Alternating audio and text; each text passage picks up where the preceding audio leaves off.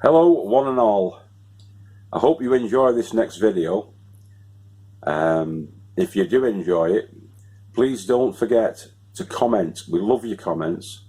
We love your likes. We love your subscriptions if you really do like it. And if you really do like it, please don't forget to hit the notification bell and click on that so that you don't miss another episode down on the Little Farmer's Farm. Okay, thank you. Hello everybody, it's Monday the 24th of February 2020. I'm not usually here on a Monday doing any work. The wind's blowing a bloody gale, you know, today, again. Anyway, so I'm not usually here on a Monday. I don't usually do any work. I'm just itching my foot. That's like, oh, got an itchy foot. I digress. Okay, sorry about that.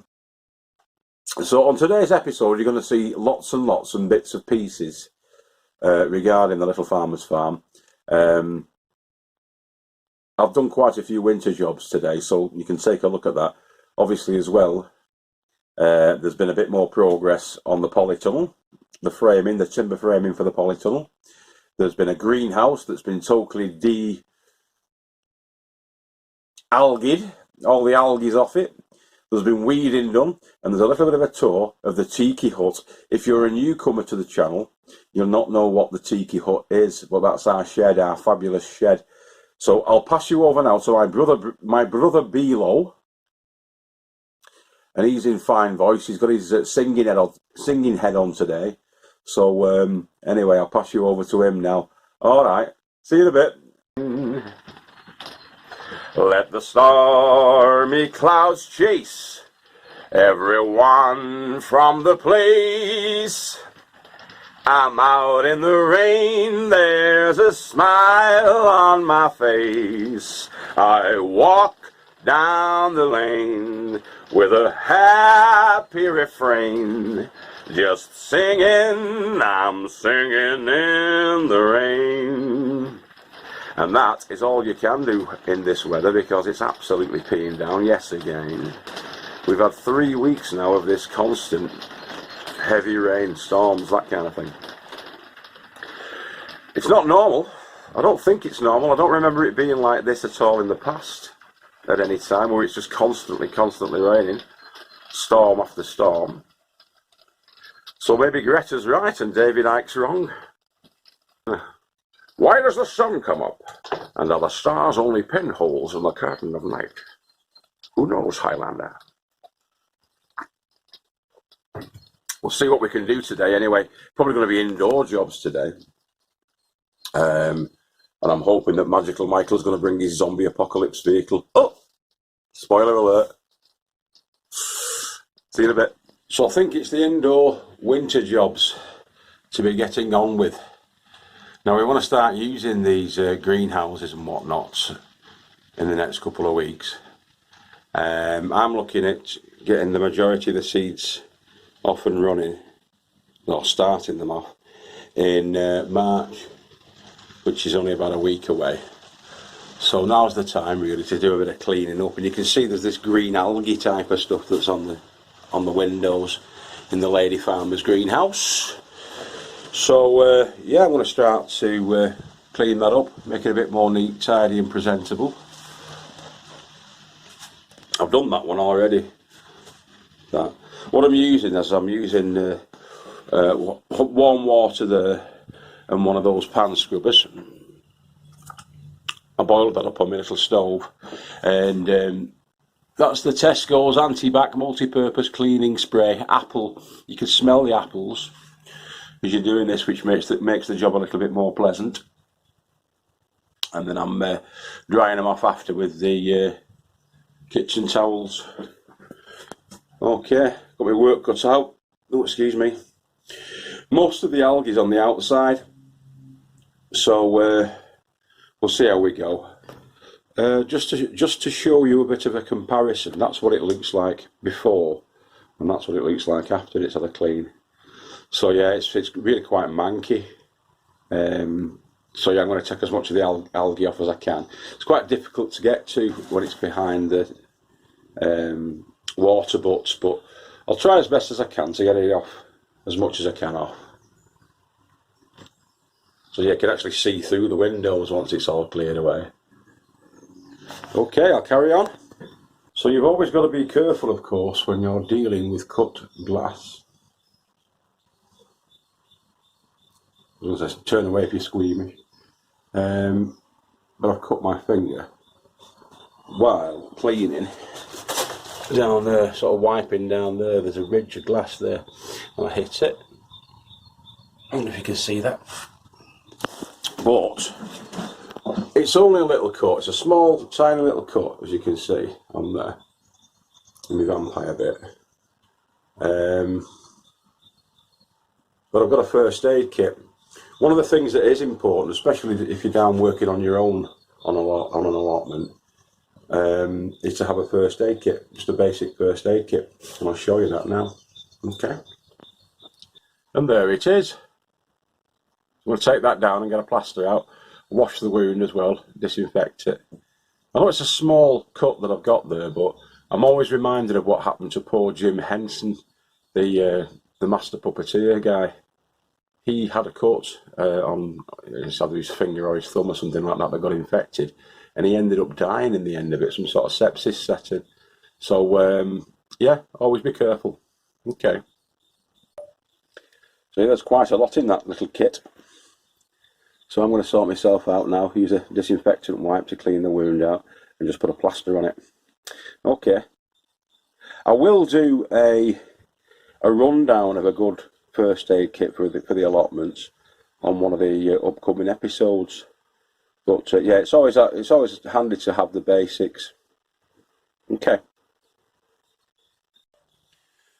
So with those sterile alcohol-free wound cleansing wipes, I'm just I cleaned it out and just applying a little bit of pressure now onto the wound, just so it what do you call it, coagulates a little bit.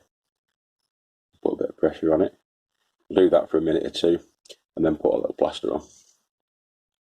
Okay. Unfixed finger. Good stuff. Back on, crack on. So we've been using the antibacterial cleaning spray, and a full roll and a quarter of the kitchen towels, which are in there. But waste not, want not. Into the compost bin they go. Speaking of which, the rats have been getting in there, as you can see, sneaking in down the side and raking everything out from the base of that compost bin.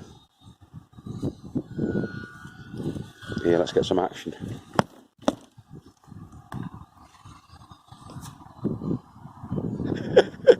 I half expected a rat to come bounding out and up my trouser leg then. Taking a risk there for you boys and girls. Thank God it wasn't. So I'm just going to go around and give it a little bit of an inspection. The lady farmer's greenhouse. So I'm just checking that the gutters are free flowing, no crap in them to cause a backlog. And also I've noticed there's a couple of panes of glass. That one's got a bit of a crack, as you can see there. So that will need to be replaced shortly, but it's not in too bad of a condition, so as it's going to go, I wouldn't think it would go that at the moment, but I might get some tape on it and try and straighten it up. It's coming away a little bit at the bottom there. The piece that's broke off seems to be pushing out a little bit, so we'll have a look at that, see what needs to be done and can be done with that. There are a couple of panes missing, as you can see at the front there, but I'm not too concerned about it because we've got the perspex and the polycarb in there, so that's going to be alright for the time being. That Gorilla Tape's really good stuff. That came out in spring last year and shattered, and I was really concerned because the kids were on the plot, so we cleaned it up straight away and replaced it with polycarb, and I think in the end it's all going to be replaced with polycarb, potentially. although it doesn't let quite as much light through. It's 4mm twin wall polycarbonate. It's the same stuff that I've got on my top greenhouse. But there's another pane there, as you can see. It is more robust, meaning it can take a bit of a pounding, once it's secured in. I've been checking the clips as well. All the clips seem to be fine. This is what holds the glass in, those clips. So that's fine, and it's withstood 2 good storms so far this year. Actually 3 this year. And so yeah, it's not looking too shabby. It's not looking too bad. Gutters are clear, water is flowing, and it's not leaking. There's no severe leaks or anything coming through. There's a small drip where it's getting on the inside there, but I can live with that. It's not causing any problems inside, to be honest. So it's not too bad, yeah. Alright, action all the way today, isn't it? And that's it done. It's not perfect, but you can see through it now, and it's a lot better than it was before. It smells of apples. Beautiful apple smell in here. Yeah. Nice. I've got to clean the roof off, but I'm going to do that next weekend. I'm going to bring my yard brush down and give it a scrub with that. A gentle scrub, because obviously you don't want to smash your glass, but that's a lot better than it was before. Much better.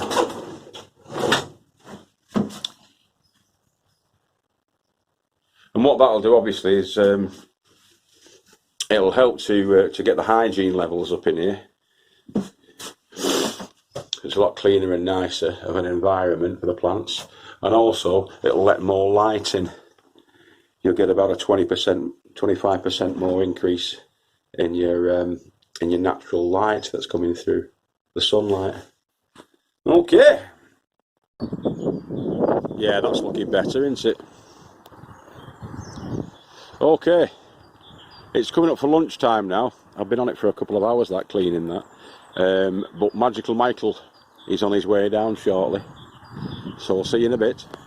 My camera's not picking up the vivid orange colour of those crocuses that are coming through. They're actually really pretty, those, but they're much deeper orange than the sort of yellowy orange that you're picking up on the screen there. The flowers are coming through, and that's a good sign, because that means that spring is just around the corner. So let's keep our fingers crossed. All this rain's really a pest, because down at the bottom end it's all getting waterlogged. And as I said before, we've never really had a problem with waterlogging before. The last few years that we've been doing it, we've had rain obviously, but we've not had such rain that it's all getting such claggy, marshy conditions down here. It's not too good, really, that. Our rhubarb's coming through, poking its head through. I'm not forcing it this year. It was moved last year from the centre of the plot, that. So I'm just letting it rest and do its own thing this year. I might do a little bit of weeding while I'm down, while I'm waiting on for Mick. In fact, I will.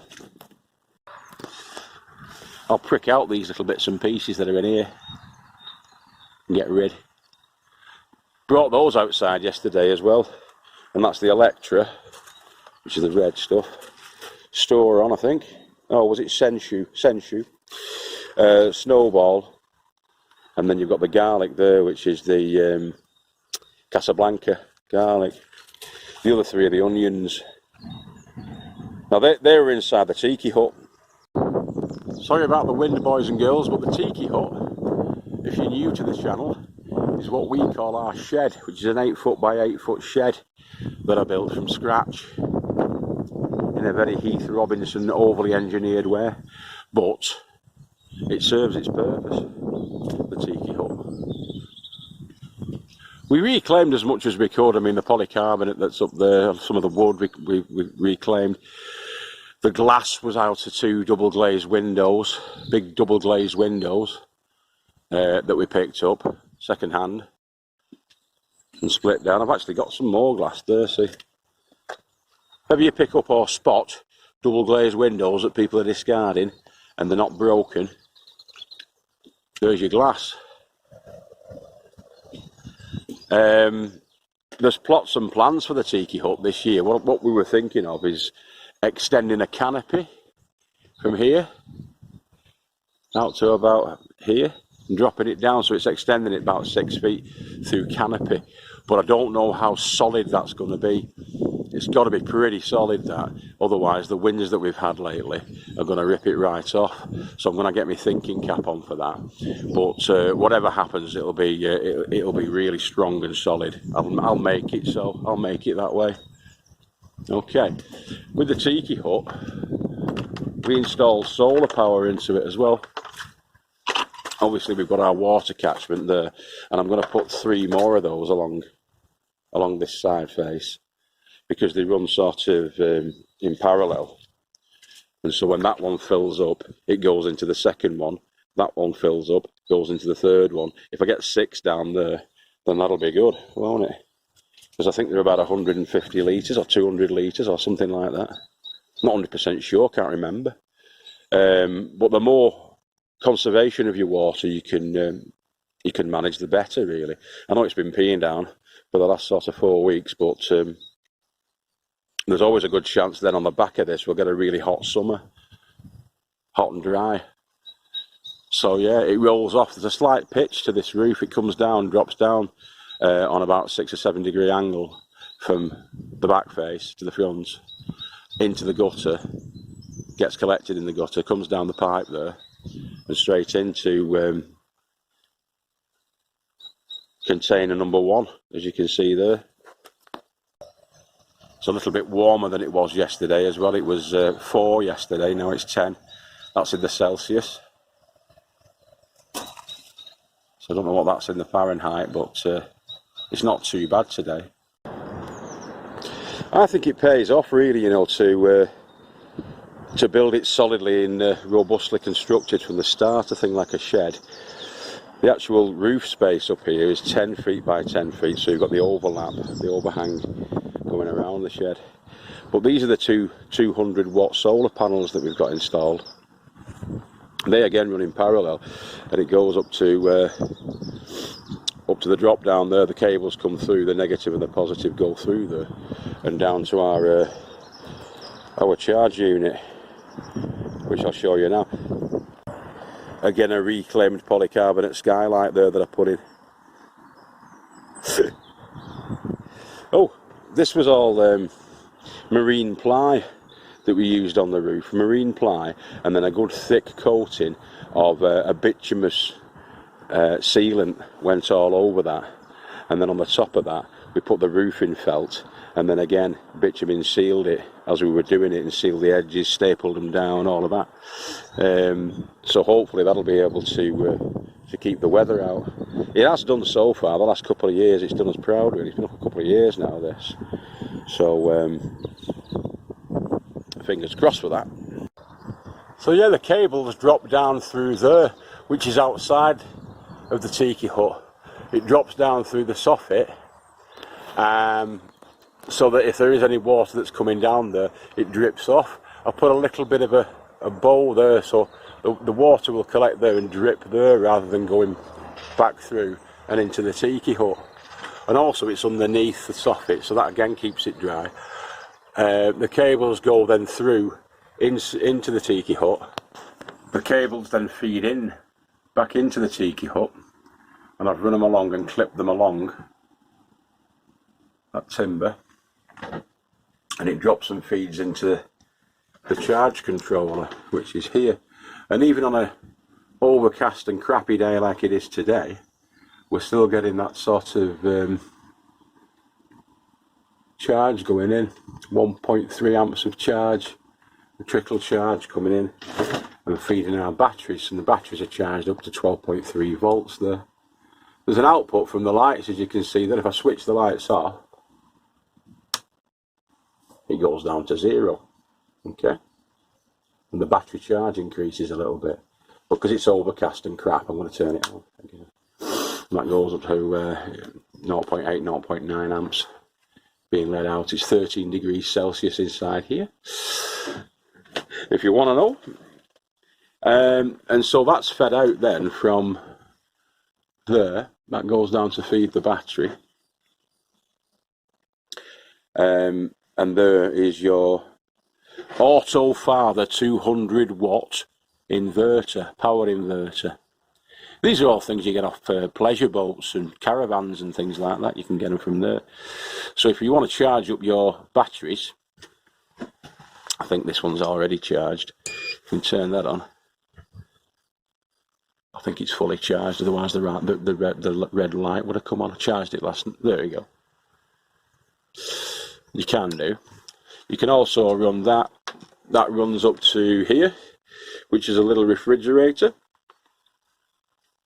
It runs that. I can also plug my kettle in, but I can only get 2 boils of that kettle out of the battery that I've got there before its power gets drained at this time of year, because the light's not as good. And also with a solar setup, you do need to have the storage. There's a couple of motorbike batteries there that Mick's got for us as well, just to add a bit of storage power on.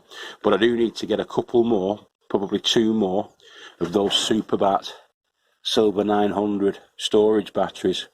They're a leisure battery, leisure and marine battery.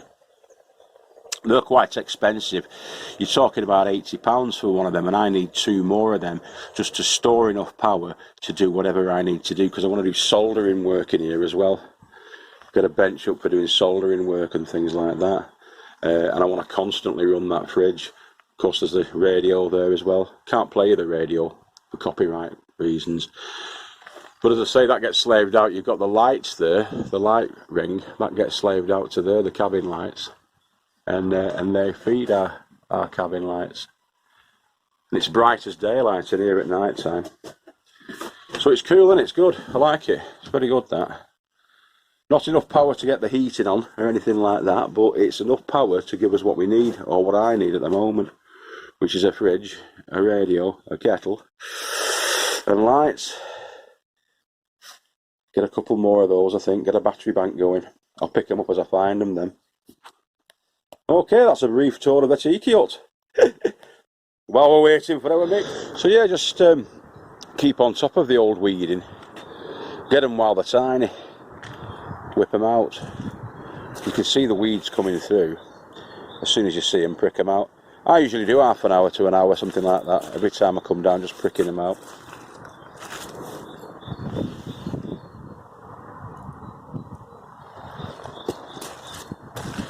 There was one that missed the pogrom. Missed the pogrom, that one.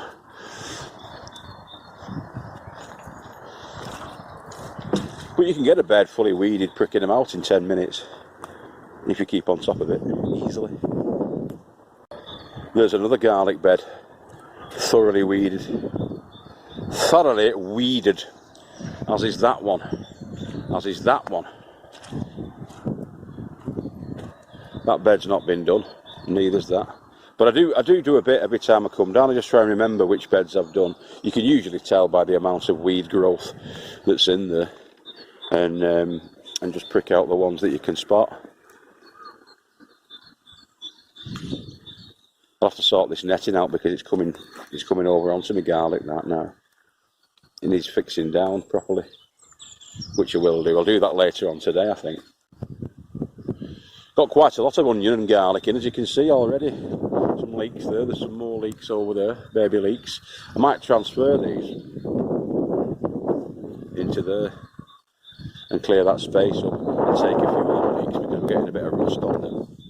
So I'll take the healthier ones and transfer them over. That's called rust, and it's when you get these damp conditions. Yeah, not too cold conditions, but damp conditions. It's a form of fungus, I think, isn't it, rust? I'm not 100% sure, but I want to make sure that I can keep the other stuff as healthy as I can. Because it's wind blown. These have probably got it now, actually, haven't they, off these buggers? But we'll see how we go on. No doom and gloom, we're alright. Right, it's a bit windy up here. But I thought, while I've got the ladders out and we're up on the Tiki Hut, I'll show you a brief aerial tour of our plots. We've got two plots. This is the first original one that we got, and this is the lady farmer's side. So that's mine, and that's the lady farmer's. So as you can see at the top there, I've got my compost bin, my corral, which is made out of pallets. That's the compost corral. There's videos on all of this stuff on the channel. That's our water capture. You capture as much water as you possibly can. That's the way forward, boys and girls. That's our 4mm twin wall polycarbonate greenhouse. That's the first structure that I built on this side. Sorry about the clean. Woo! Blowing off here. That'll be the end of me, a tragic collapse from a bloody Tiki Hut roof. Yeah, so in front of that is the big polytunnel that we're building out of trampoline frames. At the back of that we've got an apple tree, a pear tree and a peach tree. Sorry, not a peach, cherry tree at the back, small orchard area there. Loads of detritus that I need to move also at the back there. There's loads of crap that I need to find somewhere to live because I can't leave it there. All our paths we're trying to get the wood chip on at the moment. There's a big pile of the wood chip there. That's the lady farmer's greenhouse that I've just been cleaning, and a little garden area at the front there where she's got her flowers. That's where we had the giant pumpkin last year, and we also had the sweet corn inside that one. That one had tons and tons of spuds in last year, and it'll have spuds in again. We're not bothered about this crop rotation where we don't need to do it. If we can keep on top of the pests, you don't really need to do the crop rotation. There's a lot of varying views on it, and unless you need to, don't, because we're getting all the peas again in there. All the peas are going to be going in there. And in fact, the peas are going to be going there as well, I think, unless we get potatoes going down there in buckets. That's a red currant bush right there. You can just see through the branches, you can maybe make out down there there's a gooseberry bush. There's some comfrey there for making comfrey feed. That's a plum tree. That's a damson tree. We've got all our strawberry beds here, the two strawberry beds. We've got the rhubarb down there that's just coming through. We've got fruit bushes in here, fruit bushes in here. That's the lady farmer's side as it stands at the moment. We've got a lot of waterlogging down there as well, as you can see. So back onto my old side. The original little farmer's side. Moving down from there, we've got Bradley's cage. We've also got tucked behind Bradley's cage the big potato bed. The massive potato bed behind that as well. Other different cages. These are called sectional. They're not called raised beds, they're called sectional beds, these. It's only a raised bed if it's about 2 feet high and you can sit on it and work from waist height. Otherwise it's called a sectional bed, and these are called sectional beds, covered sectional beds and open sectional beds. That's where we had the sweet peas last year. The sweet peas didn't do very well. I'm not doing them again. I don't think I'm going to have the beans running up there. Get the beans up and probably there. I'm debating whether or not to do spaghetti squash as well this year. I think I will do spaghetti squash because that's where it was last year. And it was Tash Goswami's spaghetti squash. Okay. I might run that along there and have the squashes going up. As far as the beans go, I'm going to be doing the dwarf French beans this year as well. A purple variety and a green variety. I'll show you that later on down the line. Garlic and onion beds that have been overwintering, they're still in. So we'll have plenty there. I'll find another spot when I do the lady farmer's side. Can you see where those are there at the moment? There's that hoop bed there. That is going to be moved a little bit further up there. There's a path that's going to be taken out, and I'm going to have two long beds, two very long beds, 14 foot by 4 foot beds, two of them side by side there at the top, just past where the lady farmer's shed is there, the black shed. That tree's coming out. There's going to be a flower and patio area there where we're going to be doing a bucket growing, but also the flower growing here. Yeah. Didn't tell you about that, about the lady farmer's side. There's the blueberry bed. There's blueberry bushes in that bed there, on that side. Again, more beds, more growing area. No club root in that one. No club root in that one. So the brassicas are going in there, the cauliflowers, the calabrese. They're going to be going in there. Down here as well, once the onions are out, we're going to be doing short catch crops of lettuces and interplanting with other things that take longer to develop. in these beds, and also we're going to have the cabbage again in there. So the cabbage, the broccoli, or calabrese, the cauliflower, all going to be covered up. Probably the same in there. A mixed bag maybe in there of leafy greens. I'm going to get some chard maybe in there, and maybe some pak choy in there. Same with Brad's cage. We like our brassicas. We eat a lot of brassicas. So you grow what you eat. We're also going to be doing carrots as well. Carrots in tall buckets. So they're going to be dotted about around the plot. They can be open planted. The butterflies don't seem to bother with them. Same with the potatoes. They don't seem to be bothered about them. Yeah. That's going to be a potato bed as well, because those leeks are going to be coming out. Those onions will be ready for taking, as small onions, in about a month or two. So they'll come out, the potatoes will go in there. And I'm going to do successional croppings, successional sowings of potatoes. Sorry for rambling, but you know me by now if you're a long time viewer. There's our patio area. Used to have a pond there. That bird bath used to be in the centre of the pond. I had to take it out because obviously I never got permission because I'm naughty. You have to get permission from the wise old elves on the council, or the committee that's down here, to get things put in like that. They don't stop you doing it, but it's courtesy really to put the permission in. I never did that, and so I took it out and spat me dummy like a little baby for a bit and left it. But in the end, I'm going to put a pond in at some stage. I'll obviously put a permission in for that, and there's the patio area there. I'm talking quickly because I don't want to waste too much of your time, but I just thought I'd give you a quick plot tour and a bit of a plot update for late February 2020. That's where we're up to. All right, boys and girls, see you in a bit. I just heard a terrible commotion, like the gates of hell were opening up. Oh God, what is it? Oh. Nah, how's that for a wheelbarrow? Eh? Woo, baby! That's fantastic, that, mate. Isn't it? Absolutely fantastic. It's a rival for Kelly's, that. Kelly's Kitchen Garden. She's got a big off-road 4x4 pickup like that.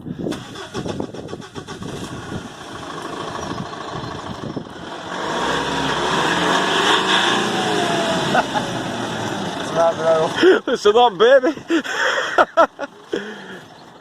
Oh, what a beast. An absolute beast. Was it Mitsubishi, this? L200, yeah. Yeah, that comes off that. It's a bit up, isn't it? Coming off that, like. Yeah. Feel like that back cab. Jetson. It's got cracking lines though, hasn't it, to it? Yeah. That's it.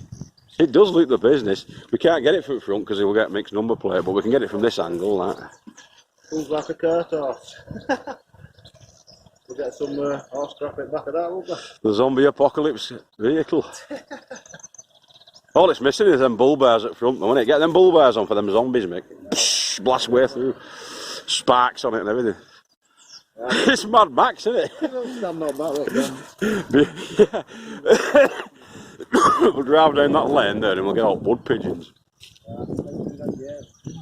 Definitely. Mitsubishi Warrior L200.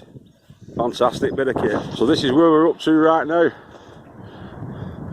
Got some more braces in, and I've double braced those, as you can see here. So that's the original bracing 45, and that one goes above it and it's screwed to the upright post, as you can see, giving it more strength and stability. It's quite solid right now. You'll have to take my word for it, obviously, but it is. I've done that both sides. Screwed it through there as well at the bottom. Screwed it through. I bet you can't hear half of this because of this bloody wind. Still level. Put the base plate in as well. We had to dig out these bricks. I was telling you about the bricks the other day, but I had my assistant, my glamorous assistant, Mick, with me today, old McDarley, so we're laughing. We got them out. Weren't that bad actually, was it, mate? Oh, clip on, yeah. Just like a clip on furry mic, like.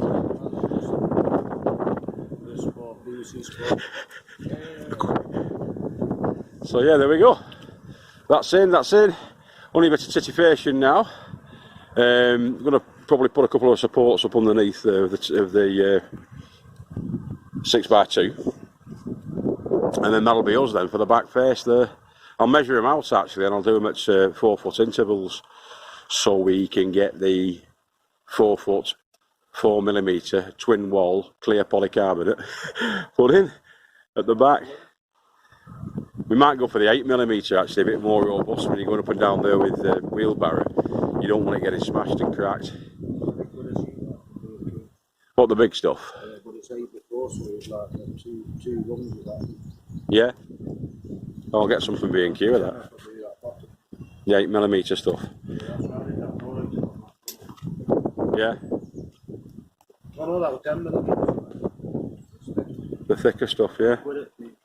Stronger, innit? Better for your door. Right, so that's it for me and Magic. He's in his tunnel there. His double greenhouse. Let's go and say see you to him and then we're off. Alright, see you later. See you back at the farm with me brother. See you later. That's all, Magic. Catch you later, pal.